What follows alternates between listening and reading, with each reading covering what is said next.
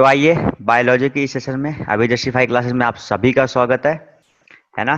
तो चलते हैं सीक्वेंस में। हमने देखिए इसके पहले वाली लेक्चर्स में अभी तक 2 लेक्चर निकल चुके हैं, इसलिए आज इस टॉपिक का नाम भी मैंने लेक्चर 3 रखा था। जितने भी लेक्चर आगे ऐड होते रहेंगे मैं उस पर लिखता रहूंगा। और ये आज का लेक्चर हमारा 3 है, जिसमें इसके पहले के लेक्चर में हमने सेल्स की खोज किसने की, डिस्कवरी ऑफ सेल थ्योरी, है ना, सेल स्ट्रक्चर, इन सब के बारे में अच्छे से पढ़ रखा है। Cell membrane and cell wall, nucleus, यहाँ तक हमने पूरा कॉन्सेप्ट अच्छे से पढ़ रखा है और मेरे ख्याल से यहाँ तक सारे बच्चों को कोई भी दिक्कत नहीं होती होगी। सर पेन का ऑप्शन आ रहा है, रिमूव कर दीजिए। बहुत सही आर्यन, रुको बस 1 मिनट। आर्यन बढ़िया गया बता करके, है ना, वरना फिर बच्चे अपने क्लिक आ रही इसमें करने लगते हैं अभी। हाँ आर्यन जायसवाल अब सही है।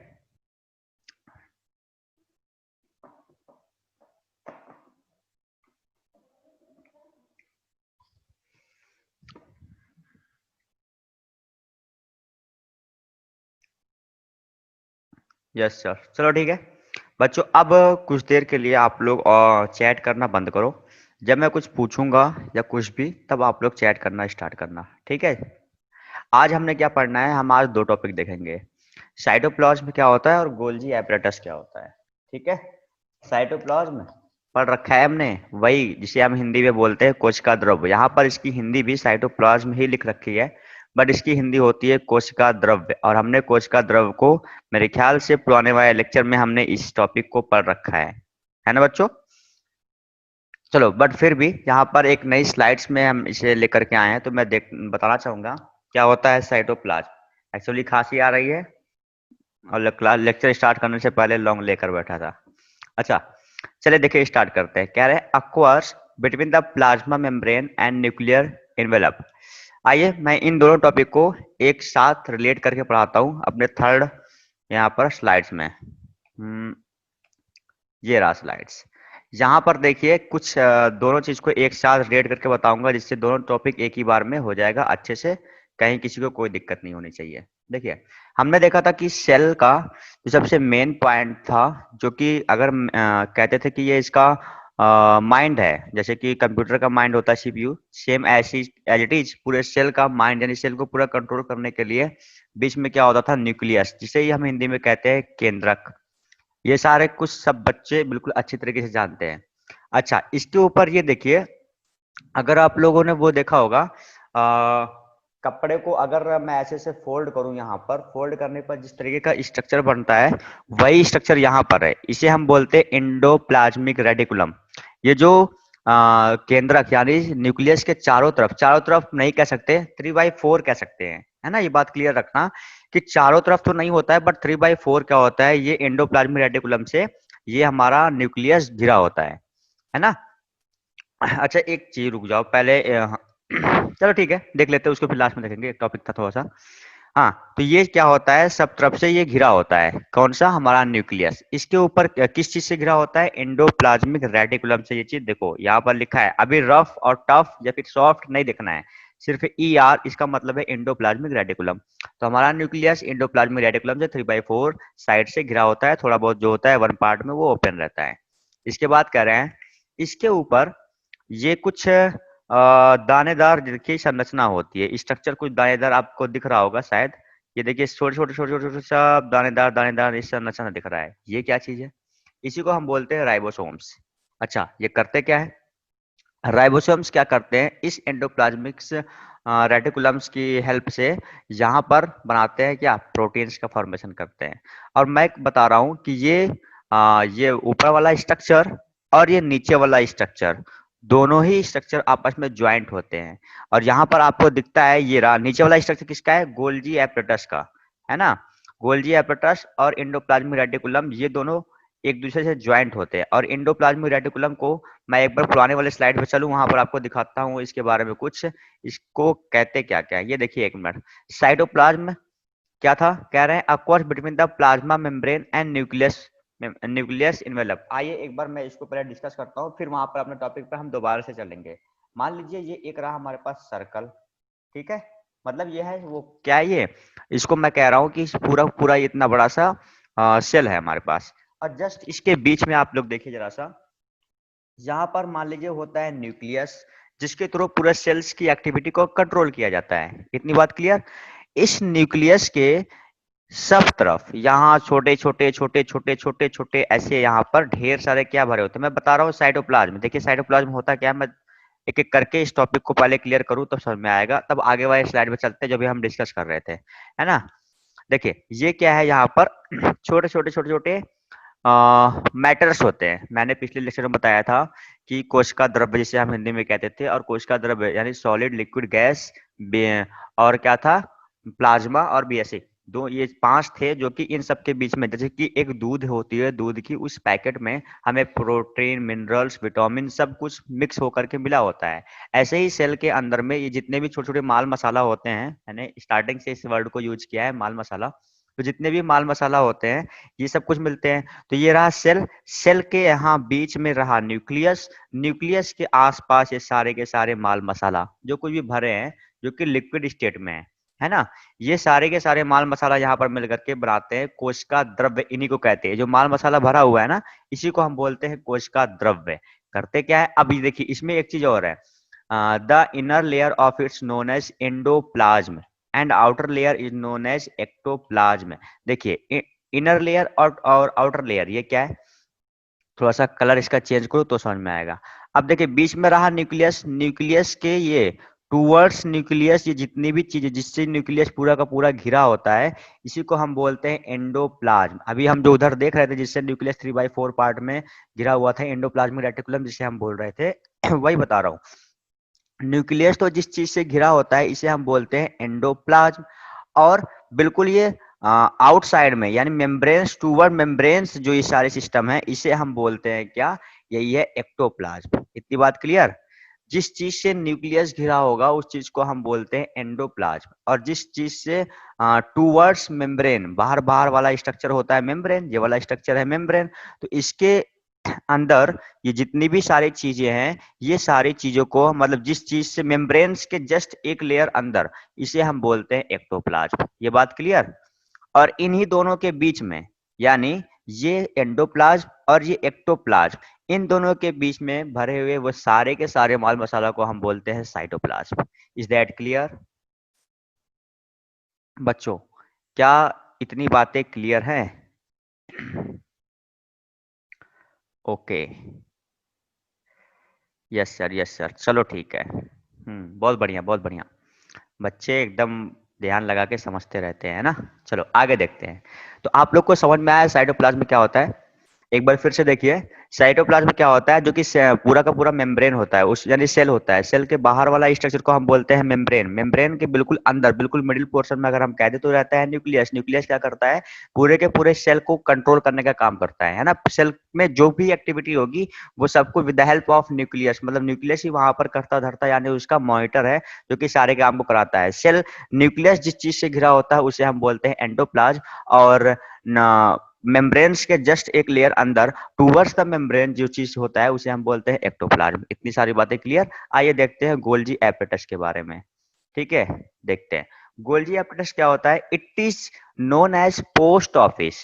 जी हाँ, इसे हम पोस्ट ऑफिस के नाम से जानते हैं। क्यों कहते हैं पोस्ट ऑफिस, इसे मैं अभी आगे वाले स्लाइड्स पे आपको समझाऊंगा।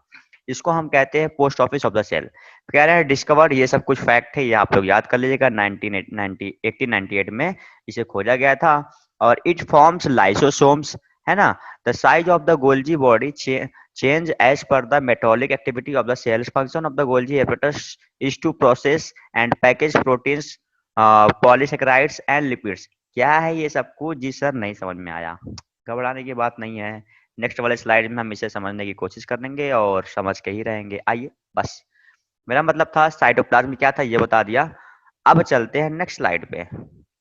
हाँ, ये रहा स्लाइड्स। यहीं पे हम दोनों टॉपिक को एक साथ कवर करेंगे, और मैं कह रहा हूँ कि ये दोनों चीजें एक दूसरे से अटैच होती हैं। जो साइटोप्लाज्म था ऊपर वाला टॉपिक, यानी उसमें मैंने बताया जो कि बीच में क्या था, केंद्रक, ये देखिए लिखा है ना केंद्रक, है ना। इसी को हम बोलते हैं इंग्लिश में न्यूक्लियस। न्यूक्लियस के बाहर बाहर ये सारे के सारे जो भी माल मसाला नहीं कह सकते, बाहर के बाहर जो भी एक सब्सटेंस लगा हुआ है, इसी को हम बोलते हैं क्या, राइ इसी को हम बोलते हैं एंडोप्लाज्मिक रेटिकुलम। ये देखिए यहाँ पर ER लिखा है, इसका मतलब आप समझिएगा एंडोप्लाज्मिक रेटिकुलम। वहां पर लिखा है तो पीछे लिखा था स्लाइड्स में ना एंडोप्लाज्मिक, वही है एंडोप्लाज्मिक रेटिकुलम। इसके ये सारे के सारे चीज को बोलते हैं। और ये नीचे वाला जो स्ट्रक्चर है, ये पूरा का पूरा स्ट्रक्चर होता है इसका गोल्जी एपेटस का।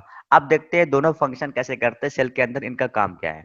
देखिए न्यूक्लियस को सब तरफ से घेरा हुआ है कौन, हमारा एंडोप्लाज्मिक रेटिकुलम। और देखिए अब आते हैं स्टेप बाय स्टेप। इस पे ये छोटे छोटे जो ये चीज लगे हुए दानेदार, मैं यही बता रहा था, इन दानेदार संरचनाओं को हम बोलते हैं राइबोसोम्स। ये करते क्या है, ये प्रोटीन्स कंटेन करते हैं, यानी प्रोटीन्स के फॉर्मेशन में ये राइबोसोम्स हेल्प करते हैं। यहाँ से ये राइबोसोम बनेगा, बनने के बाद देखिए ये छोटे छोटे, जिसे हम बोलते हैं, एक चीज बताना चाहूंगा, जैसे कि हम लोग वो छोटे छोटे, आप लोग देखा होगा कोई एक टॉफी आती है, टॉफी का नाम पता नहीं क्या है, किंडर जॉय। हाँ, उस टॉफी में हमने देखा था किंडर जॉय टॉफी आती है, उसमें सब तरफ क्या होता है, लिक्विड टाइप का चॉकलेट भरा होता है और बीच में गोल गोल टाइप का, खाया होगा आप लोगों ने, है ना। तो सेम उसी तरीके का स्ट्रक्चर यहाँ पर होता है, उसी किंडर जॉय के तरीके का स्ट्रक्चर है। देखिए यहाँ पर क्या हो रहा है, प्रोटीन कंटेंट होकर के, प्रोटीन यहाँ बन करके धीरे धीरे धीरे धीरे कर करके किसके पास जा रहा है, यहाँ पर जा रहा है, किसका नाम है, ये गोल्जी एपेटस के पास जा रहा है। गोल्जी एपेटस इसे फिर फर्दर ले जा करके इसे ट्रांसफर करने का काम, देखिए ये बाहर रखा है प्लाज्मा मेम्ब्रेन, आपको दिख रहा होगा प्लाज्मा मेम्ब्रेन। प्लाज्मा मेम्ब्रेन के जस्ट बाहर यहीं पर एक रखा है पोल, है ना। पोल का नाम आप लोग बताइएगा मुझे, मैंने पहले बताया था फर्स्ट लेक्चर में इसे, ठीक है। इसे बोलते हैं पोल। ये क्या हो रहा है, प्रोटीन यहाँ से बनने के बाद फर्दर इस पोल से सेल के बाहर जा रहा है। जितना प्रोटीन सेल के अंदर में चाहिए वो अंदर रखता है, बाकी एक्स्ट्रा प्रोटीन्स को वो सेल के बाहर पास कर देता है। इतनी सारी बातें क्लियर है। अच्छा, ये देखिए गोल्जी एपेटस ने किया क्या, गोल्जी एपेटस ने सिर्फ इतना ही काम किया, इसने प्रोटीन्स को वहां से यानी एंडोप्लाज्मिक रेटिकुलम से लिया और लेकर के प्लाज्मा मेम्ब्रेन के बाहर पास कर दिया। और ऐसा ही होता है, डाकिया वाला क्या करता है, चिट्ठी को लेता है, ले जाकर दूसरे को पास कर देता है, बीच में खोल के कोई काम नहीं करता है उसमें कि वो खोल के पढ़ने लग जाए, नहीं। तो वो क्या करता है, पोस्ट ऑफिस से वाला काम इसका हुआ कि नहीं हुआ, चीजों को लेकर के ट्रांसफर कर देना, है ना। पोस्ट ऑफिस यहाँ पर लिया, कंटेंट किया अपने पास, कंटेंट करने के बाद जितना अपने आप को चाहिए रखा, जितना बाहर देना है भेज देता है। बात क्लियर। अब बता दो बच्चों एक बार, क्या इतनी बातें क्लियर हैं। उस टाइम पे पिछली क्लास में मैं काफी स्पीड में कर गया था मैं, तो इसलिए आज जो है थोड़ा स्लो में चल रहा हूँ। Yes sir. अच्छा।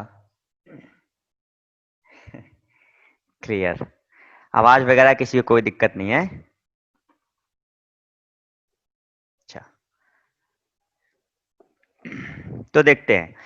अब हमने ये देखना है कि अगर हमारे पास था क्या क्या चीजें, हमने न्यूक्लियस देखा, सेल देखा, सेल मेम्ब्रेन देखा, सेल वॉल देखा, एंडोप्लाज्मिक रेटिकुलम देखा, राइबोसोम्स देखा और गोल्जी एपेटस देखा, इतना चीज हमने देख लिया। फिर कह रहे हैं ये जो राइबोसोम्स है, इन्हें ऑर्डर कौन देता है, जाहिर सी बात है, सेल में कोई भी एक्टिविटी कौन कराता है, न्यूक्लियस कराता है। तो राइबोसोम्स को भी ऑर्डर देता है कौन, न्यूक्लियस देता है कि राइबोसोम राइबोसोम तुम जो है प्रोटीन का फॉर्मेशन करो। राइबोसोम ने कहा जी सर हम बिल्कुल कर देंगे।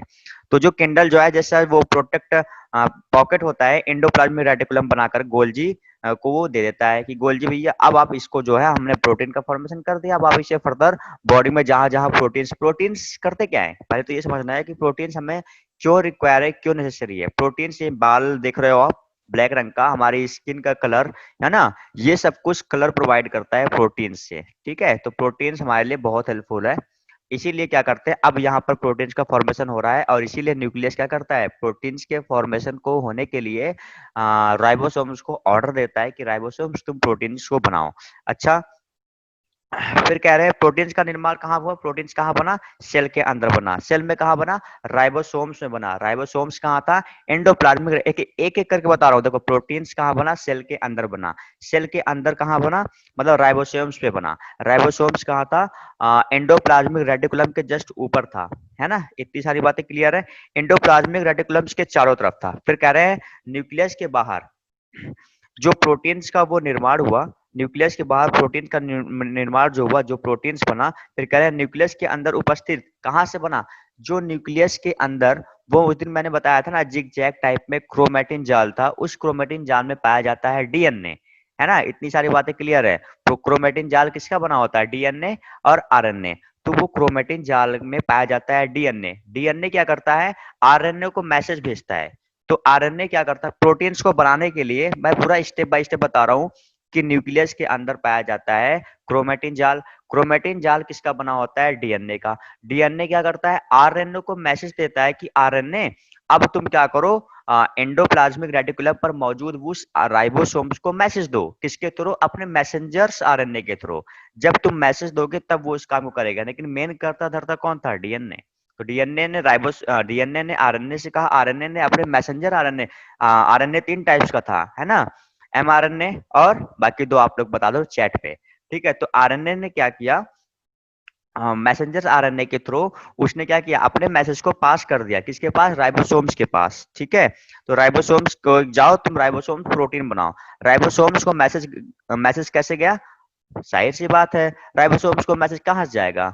मैसेंजर आरएनए के साथ जाएगा। तो मैसेंजर आरएनए क्या किया, उस मैसेज को लिया, कंटेन किया, कंटेन करके कह रहा है कौन सा आरएनए आया था। अगर मैंने पूछ लिया कि मैसेंजर आरएनए मतलब राइबोसोम्स के पास कौन सा आरएनए आया था, तो आंसर आप लोग के पास होना चाहिए। कौन सा मैसेंजर आया था? कौन सा वो आरएनए आया था? मैसेंजर आरएनए आया था। फिर कह रहे हैं कि मैसेंजर आरएनए आखिर सूचना को लेकर के, जो डीएनए ने उसे सूचना, आरएनए ने उसे सूचना दिया, तो वो सूचना को लेकर कहाँ तक गया? राइबोसोम तक गया। अरे भाई, घुमा फिरा के वही बात बार बार हो रही है ना। मैं इसको करवा रहा हूँ ताकि आप लोग को वो चीज दोबारा से रिकॉल हो, बार बार रिकॉल होती रहेगी, चीजें दिमाग में अच्छे से बैठ जाएगी। फिर कह रहे हैं राइबोसोम्स के पास राइबोसोमल, एक देखो मैंने बताया था आरएनए, एक तो मैसेंजर आरएनए, एक ट्रांसफर आरएनए, एक था राइबोसोमल आरएनए। तो राइबोसोम्स के पास क्या था? राइबोसोमल आरएनए था। ठीक है? फिर कह रहे हैं अब राइबोसोमल आरएनए ने क्या किया, उस वो हेल्प कर दिया प्रोटीन्स को बनाने के लिए। फिर एक चीज बीच में आता है कि यहाँ पर इन पूरे मैसेज को ट्रांसफर करने का काम कौन करेगा? मतलब आरएनए से मैसेज को लिया मैसेंजर आरएनए, फिर उससे ट्रांसफर कौन करेगा? अरे भाई, ट्रांसफर आरएनए, है ना? ये भी तो था एक चीज, टीआरएनए, जिसे हम बोलते थे शॉर्ट फॉर्म में टीआरएनए और फुल फॉर्म में ट्रांसफर आरएनए। तो उसने उस मैसेज को लिया और आगे फर्दर कर दिया। एक चीज और यहाँ पर बताना है, देखिए कहते हैं कि एक कह दो बम बनता है अंदर में, घबरा जाओगे कि सर बम कहाँ से बनने लग गया। ये नीचे में दिख रहा है कुछ ऐसा जैसा, है ना? इसे क्या बोलते हैं? मैं कह रहा हूँ बम बन रहा है। क्या करता है? कह रहे हैं गोल्जी एपेटस क्या करता है, जब ये मैसेंजर आरएनए यानी ये जब प्रोटीन्स के फॉर्मेशन करता है, उसी समय ये कुछ ऐसे भी चीजों का फॉर्मेशन करता है जो एंटीजन, यानी अगर सेल मेम्ब्रेन्स के थ्रू सेल के अंदर में कोई अनवांटेड चीज आकर के घुस जाए, तो वो क्या करता है, यही जो लास्ट में मैंने यहाँ पर नीचे सर्कल किया है, देखो आप गोल गोल, ये एक पॉइजन है। पॉइजन रिलीज करता है क्या करने के लिए? वही अनवांटेड मटेरियल अगर सेल मेम्ब्रेन्स के अंदर में, अनवांटेड मटेरियल कहने का मतलब कि हम सेल जिस चीज को नहीं चाह रहा है, अगर वो चीज भी से प्लाज्मा मेम्ब्रेन से होकर के अंदर में आ गया, गलती बस आ गया अंदर, तो ये पॉइजन जाता है उस पर जा करके अपना उस लिक्विड मटेरियल को, उस अनवांटेड अनवांटेड मटेरियल कहने का मतलब हम बायो के लैंग्वेज में कहते हैं कि यहाँ पर कोई एंटीजन अगर एंट्री कर गया सेल के अंदर में, तो ये लिक्विड फॉर्म में जाएगा, उस चीज एंटीजन पर बैठेगा और उस एंटीजन को खत्म कर देगा। कहते हैं कि अगर आप बम लेकर के कहीं पर जा रहे हो, है ना, किसी दुश्मन पर गिराने के लिए, तो हो सकता है कि वो बम आप पर ही फट जाए और आप भी उसी में खत्म हो जाओ। इसका मतलब जब ये पॉइजन रिलीज होता है, तो उस समय क्या होता है कि ऐसे भी घटना हो सकती है कि ये पॉइजन इस तरीके से फट जाए अंदर में कि पूरा का पूरा सेल मर जाए। हाँ, ऐसी घटना होती है। हो सकता है कि ये इस तरीके से फट जाए, मतलब इसका रहना ना रहना दोनों चीज हमारा लाभदायक नुकसान दोनों है। बट ये इस तरीके से होता है, कभी कभार रेयर केस होता है कि ये फट जाए जिससे पूरा का पूरा सेल भी मर जाता है, बट मोस्टली ऐसा नहीं होता। मोस्टली क्या है, जब कोई एंटीजन सेल के अंदर में एंट्री करता है, तो ये लिक्विड वाला सब्सटेंस में जाकर के उसके ऊपर पॉइजन जो है वो लिक्विड सब्सटेंस में होकर के उसकी जेली लाइक, जेल टाइप में अगर कह लो आप, जेल टाइप में जाता है, उसके ऊपर अपने गोला को फोड़ देता है, गोला को फोड़ करके उस एंटीजन के ऊपर बैठ जाता है। और ये क्या करता है, पॉइजन है इसलिए वो चीज एंटीजन वहां पर खत्म हो जाता है। इतनी बात क्लियर है? अच्छा, इस लिक्विड सब्सटेंस जिसे हम बोल रहे हैं कि पॉइजन है, इसी को हम बोलते हैं लाइसोसोम। बात क्लियर? स्टार्टिंग वाली स्लाइड्स में, जस्ट इसके पीछे वाली स्लाइड में बताया था कि इट कंटेन लाइसोसोम्स। तो इसी पॉइजन्स वाली पार्ट को, यानी इसी पॉइजन्स वाली का नाम दवाई है, इस दवाई का नाम अगर कह दो, कोई दवाई का नाम रखा जाता है, ऐसे यहाँ पर भी इसका नाम लाइसोसोम रखा गया है। ठीक है? इसे बनाने का भी निर्देश कौन देता है? जाहिर सी बात है, केंद्रक देगा, यानी न्यूक्लियस देगा, है ना? जो कि एंडोप्लाज्मिक रेटिकुलम के थ्रू यहाँ पर आता है ना? यानी न्यूक्लियस ने भी इसे ऑर्डर दिया, किसे? गोल्जी एपरेटस को, कि गोल्जी एपरेटस तुम लाइसोसोम बनाओ। तो गोल्जी एपरेटस ने कहा जी बिल्कुल बनाएंगे।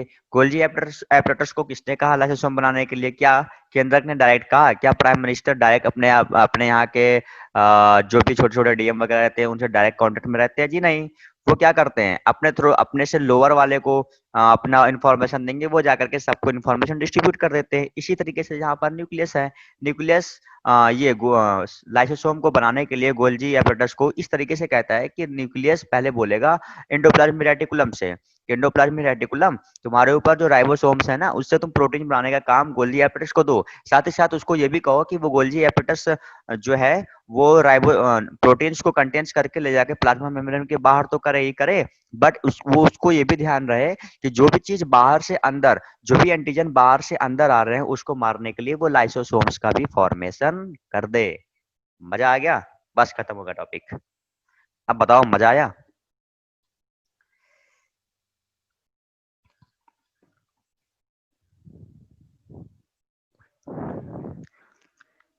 हाँ, परी मैसेंजर आरएनए, ट्रांसफर आरएनए और राइबोसोमल आरएनए, बहुत सही।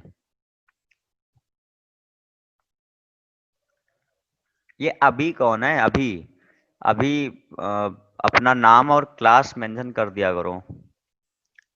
अच्छा, एक चीज और बताऊं, देखो इतना डीपली तो आप लोग को जानना नहीं है, बट फिर भी ये देखो, सिस गोल्जी एक है, एक ये ट्रांस, नहीं ये ट्रांस गोल्जी। दो चीज देखो, सिस गोल्जी और ये ट्रांस गोल्जी। क्या होता है सिस गोल्जी?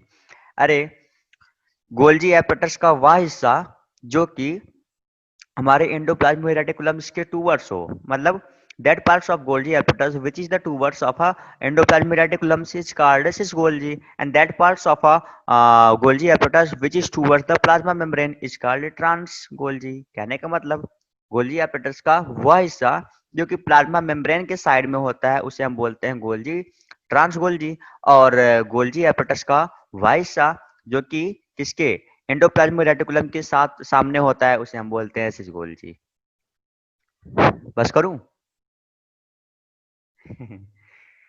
मजा आया? आराम से चलाऊं, और बहुत तेज नहीं चलाऊं। हाँ, ये है कि एक स्लाइड में डाटा काफी ज्यादा थे बच्चों। हम्म, तो बताओ, मजा आया?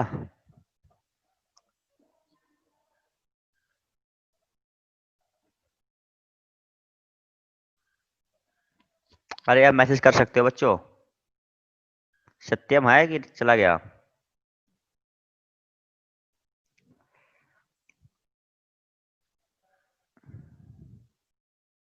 प्रिया सिंह, यस सर। अच्छा, एक काम करो, अब आप लोग इसका जो है फटाक से स्क्रीनशॉट ले लो, है ना? जितना भी चीज है। एक मिनट। अच्छा अच्छा, एक मिनट एक मिनट। हाँ, रुक जाओ रुक जाओ रुक जाओ रुक जाओ रुक जाओ। ये देखो, जो भी चीज मैंने कहा है ना, अब इसकी डिस्कवरी वगैरह किसने की, किसने नहीं की, ये देखो आप लोग यहाँ पर सब कुछ पढ़ सकते हो, है ना? डिस्कवर्ड बाय फ्लैट 1995, है ना? एंडोप्लाज्मिक रेटिकुलम्स का। It is involve in the transportation of substance through the cells, बता चुका हूँ पहले ही। It's play primary role in the metabolism of carbohydrate, synthesis of lipids, steroids and proteins, है ना? It is two types. फिर क्या है? अच्छा, ये देखो, हाँ, एंडोप्लाज्मिक रेटिकुलम दो टाइप्स का देखो, है ना? ये देखो यहाँ पर कह रहे हैं, एक तो राइबोसोम्स, एक है स्मूथ एंडोप्लाज्मिक, एक है रफ एंडोप्लाज्मिक रेटिकुलम, एक है स्मूथ एंडोप्लाज्मिक रेटिकुलम। अच्छा, एक बात बताओ, आपके स्किन पर अगर ऐसा स्किन यहाँ पर दाने दाने अगर निकल जाए, तो आपका स्किन, तो स्किन एक चीज हुआ। स्किन की अब दो संरचना, एक क्या हो गया, रफ एंडोप्लाज्मिक रेटिकुलम जैसे है, तो मतलब एक जब दानेदार संरचना हो जाएगी तो यहाँ पर कुछ खुदरा टाइप का हो जाएगा, है ना? तो वो क्या हो जाएगा कि जो दानेदार संरचना हो जा रही है उसको हम ऐसे जनरल वे में हम दाना कहते हैं, है ना? मतलब कोई चीज ऐसा बॉडी पर निकल जाए दाना कहते हैं। ऐसे ही यहाँ पर एंडोप्लाज्मिक रेटिकुलम के ऊपर जब वो दानेदार संरचना आ जाती है तो इसे हम राइबोसोम्स कहते हैं, जिसके कारण वो एंडोप्लाज्मिक रेटिकुलम का वो सरफेस थोड़ा सा खुदरा टाइप का हो जाता है। इतनी बात क्लियर? और जहां पर ये दानेदार संरचना नहीं होती है वहां पर क्या है, स्किन बिल्कुल अच्छे से सॉफ्ट सॉफ्ट होती है। तो बस एंडोप्लाज्मिक रेटिकुलम के साथ भी ऐसा ही है। वहां पर क्या है, जिसपे दानेदार संरचना मिलती है यानी राइबोसोम मिलता है उसे हम बोलते हैं रफ एंडोप्लाज्मिक रेटिकुलम, और जिसपे राइबोसोम नहीं मिलता है उसे हम बोलते हैं स्मूथ एंडोप्लाज्मिक रेटिकुलम। ये भी सब बात क्लियर? अच्छा, इसके बाद देखते हैं कुछ और है। Next slide. लाइसोसोम देखो पहले ही बता दिया क्या होता है, यही तो वही पॉइजन है जो चीजों को खत्म करने के लिए काम आता है ना? अच्छा, थोड़ा सा इंडिकेशन करके बताऊं, ये देखो, ये रहा न्यूक्लियस, ये रहा क्या एंडोप्लाज्मिक रेटिकुलम, ये रहा क्या गोल्जी एपरेटस, और ये रहा क्या छोटा छोटा ये पीला पीला जो है, ये सब यही सब तो है लाइसोसोम्स। ये रहा क्या अनवांटेड थिंग्स, है ना? अच्छा, और ये रहा क्या यहाँ पर, यहाँ पर ये क्या है, वही पोल का नाम बता देना, अभी सब लोग पूछा हूं मैं सबसे, है ना? सब कुछ तो क्लियर है। देखो यहाँ पर lysosomes are a kind of waste disposal system of cell, सही बात है, सेल का वही waste disposal. Lysosomes are membrane bound sacs filled with digestive enzymes, है ना? जो भी चीज अनवांटेड चीज अंदर आता है, ये उस पर जाता है, उसको खा के खत्म कर देता है। बस कुछ नहीं है, बता दिया हूँ सब कुछ पहले ही। हाँ, अभी स्लाइड्स का स्क्रीनशॉट लेने को दूंगा, ले लेना। Thanks for watching. यहाँ तो कुछ लाइक करने जैसा है नहीं, बट यूट्यूब पे जाएगी वीडियो।